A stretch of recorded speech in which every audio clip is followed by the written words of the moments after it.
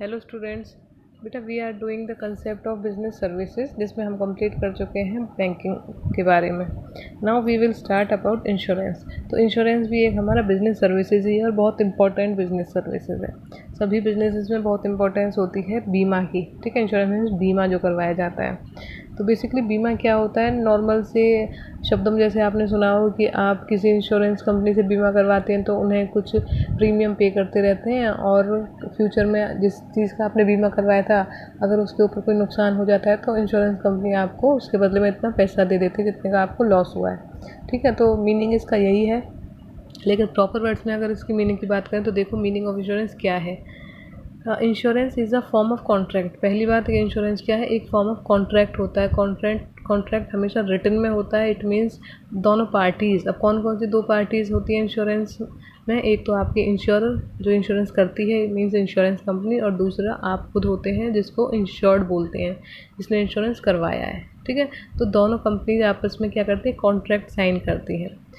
Under which one party, जिसमें एक party जो कौन सी है, इंश्योरर, एग्रीज, वो एग्री करती है, ठीक है, किसी बात के लिए हाँ बोल देती है, in return of A consideration, कि मुझे जो कंसिडरेशन आप दे रहे हो उसके बदले में। और क्या कंसिडरेशन वो दे रहे हैं, इंश्योरेंस प्रीमियम। ठीक है, इंश्योर्ड क्या दे रहा है, इंश्योरेंस प्रीमियम दे रहा है इंश्योरेंस कंपनी को, और जिसके बदले में इंश्योरेंस कंपनी एग्री हो जाती है to pay an agreed sum of money, कि मैं आपको कुछ इतना सम ऑफ मनी पे कर दूंगी टू अनदर पार्टी। किसको पे करूँगी, इंश्योर्ड को, to make good for a loss. ठीक है, जो नुकसान आपको होता है उसकी मैं भरपाई करूँगी। Good for a loss means नुकसान की भरपाई करना, या जो आपको डैमेज हुआ है या जो इंजरी हुई है उसकी मैं भरपाई कर दूँगी। To something of value in which the insured has financial interest. ठीक है, किसी उस चीज़ की भरपाई मैं करूँगी, जो नुकसान किस चीज़ को हुआ है, किसी ऐसे आइटम को जिसमें कि इंश्योर्ड का फाइनेंशियल इंटरेस्ट है। ठीक है, कोई ऐसी चीज़ जो कि इंश्योर्ड को बहुत प्यारी है और उसके साथ उसका इंटरेस्ट जुड़ा हुआ है, और अगर उसे कुछ नुकसान होता है तो इंश्योर्ड को फाइनेंशियल लॉस हो जाएगा। ठीक है, पैसों के रूप में उसे बहुत नुकसान भुगतना पड़ेगा as a result of some uncertain event. और ऐसा कब होगा, किसी अनसर्टेन इवेंट की वजह से होगा।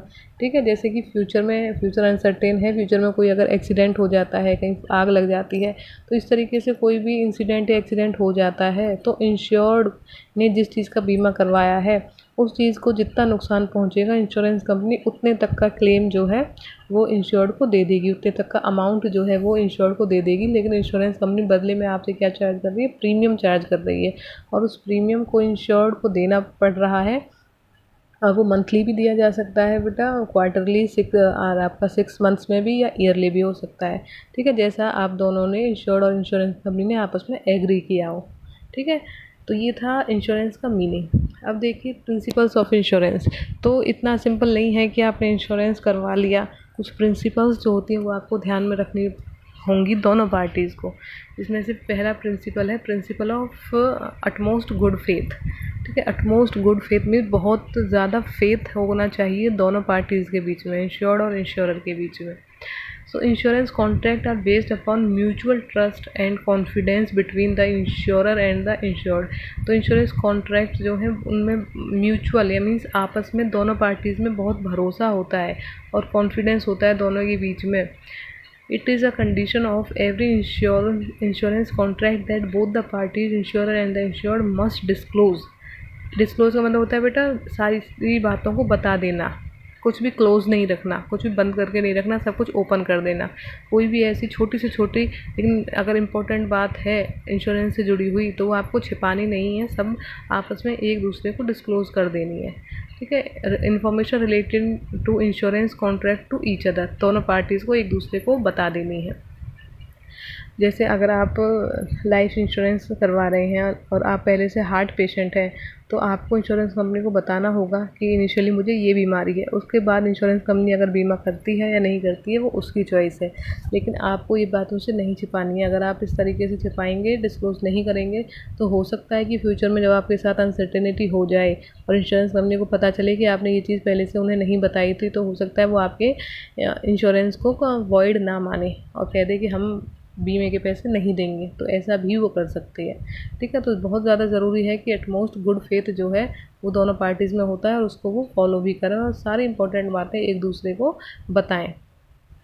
नेक्स्ट देखिए बेटा, नेक्स्ट है इंश्योरेबल इंटरेस्ट। सेकंड जो है that one is insurable interest. इसमें देखिए क्या है, it means some pecuniary interest in the subject matter of insurable contract. The insured must have insurable interest in the subject matter of the insurance, that is life of the property insured. The insured will have to incur loss due to this damage, and insured will be benefited if full security is being provided. A businessman has insurable interest in his house, stock, his own life and that of his wife, children etcetera. तो देखो जो insurance ले रहा है, ठीक है, जो insured है, जो इंश्योरेंस ले रहा है, उसको बहुत ज़्यादा इंटरेस्ट होना चाहिए जिस चीज़ का वो इंश्योरेंस करवा रहा है, ठीक है। तो अपनी लाइफ में तो सबको इंटरेस्ट होता है, ठीक है। अब इंटरेस्ट का यहाँ पर मतलब है कि अगर आपको उस पर्टिकुलर चीज़ का नुकसान हो जाता है, उस पर्टिकुलर चीज़ को में टूट फूट हो जाती है या इस तरीके से कुछ भी हो जाता है उसके साथ में, तो आपके ऊपर उसका बहुत ज़्यादा प्रभाव पड़ना, अगर आपके ऊपर उसका बहुत प्रभाव पड़ता है तो हम कहेंगे कि उसमें आपका इंटरेस्ट है। लेकिन अगर कोई ऐसी चीज़ कि आप इंश्योरेंस करवा रहे हो कि उसके टूटने फूटने, गुम हो जाने से, चोरी हो जाने से आपको फ़र्क नहीं पड़ेगा, तो इंश्योरेबल इंटरेस्ट उसे नहीं कहा जाएगा, ठीक है। जैसे कि एक हस्बैंड को अपनी वाइफ की जीवन बीमा करवाने में इंटरेस्ट होता है क्योंकि उसके लिए उसकी ज़िंदगी में वाइफ की बहुत इंपॉर्टेंस है। अपने बच्चों का अगर वो जीवन बीमा करवाता है तो उनके बच्चों की बहुत वैल्यू है। या फिर आप घर का ले लीजिए, सभी के लिए अपना घर बहुत प्यारा होता है। अगर आप व्हीकल का करवा रहे हो, गाड़ी का करवा रहे हो, तो आप इसीलिए करवा रहे हो क्योंकि आपको अपनी गाड़ी बहुत प्यारी है।